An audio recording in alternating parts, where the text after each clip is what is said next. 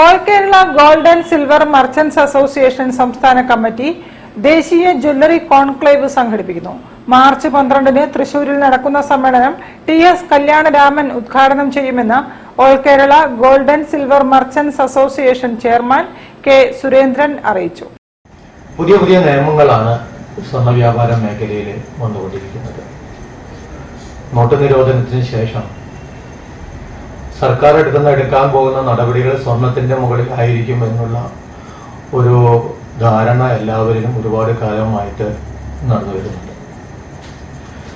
മെനിയാന്നത്തെ ചില പത്രങ്ങളിൽ സ്വർണ്ണ വ്യാപാര മേഖലയിൽ ബാങ്കുകളിൽ പണയം വെക്കുന്ന സ്വർണത്തിന്റെ ആസ്തികൾ ബോധ്യപ്പെടുത്തണം എന്ന് പറയുന്ന തരത്തിലുള്ള ചില റിപ്പോർട്ടുകൾ വന്നിരുന്നു. ഇത്തരം റിപ്പോർട്ടുകൾ ലോകത്ത് തന്നെ ഏറ്റവും കൂടുതൽ സ്വർണ്ണ ശേഖരമുള്ള ഇന്ത്യയിലെ ഗ്രാമങ്ങളും നഗരങ്ങളിലും വ്യക്തികളിലും ഉണ്ടാക്കാൻ പോകുന്ന പ്രത്യാഘാതങ്ങൾ എന്തൊക്കെയാണെന്ന് ഞാൻ ഈ കോൺക്ലേവിൽ പരിശോധനയ്ക്ക് വിധേയമാക്കും. ഇന്ത്യയിലെ സ്വർണ്ണ വ്യാപാരികളെ സംബന്ധിച്ചും സ്വർണ്ണാഭരണ കയറ്റുമതി, ഇറക്കുമതി എന്നിവ സംബന്ധിച്ചും ട്രംപ് അധികാരമേറ്റ ശേഷമുള്ള താരിഫ് റേറ്റുകളുടെ വ്യത്യാസം സംബന്ധിച്ചും ദേശീയ ജ്വല്ലറി കോൺക്ലേവിൽ ചർച്ച നടക്കും. ദേശീയ തലത്തിൽ ഏകീകൃത സ്വർണ്ണവില സംബന്ധിച്ച് തുടർ ചർച്ചകളുമുണ്ടാകും.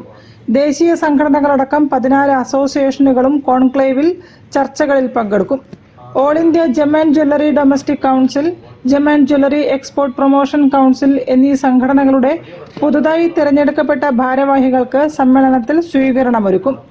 സമ്മേളനം TS കല്യാണരാമൻ ഉദ്ഘാടനം ചെയ്യും.